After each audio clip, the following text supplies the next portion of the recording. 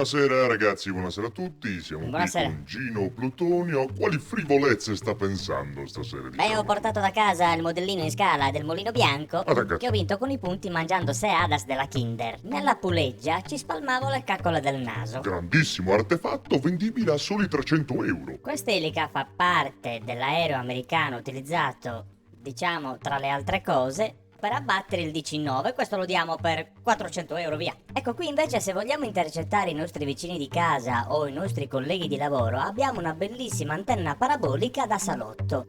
Molto pratica e areosa, può intercettare solamente fino ai 10.000 km. Ma comunque resta un pezzo firmato. Versace? No, Contrada.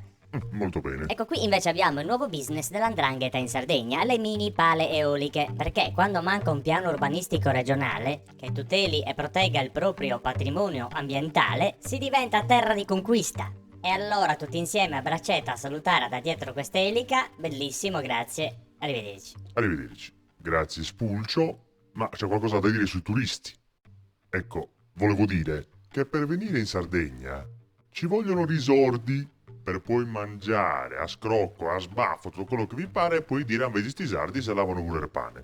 E poi c'è anche da dire che in Sardegna le spiagge sono piene di sardi e allora da... Fastidio. Grazie Gino Flessico, alla prossima.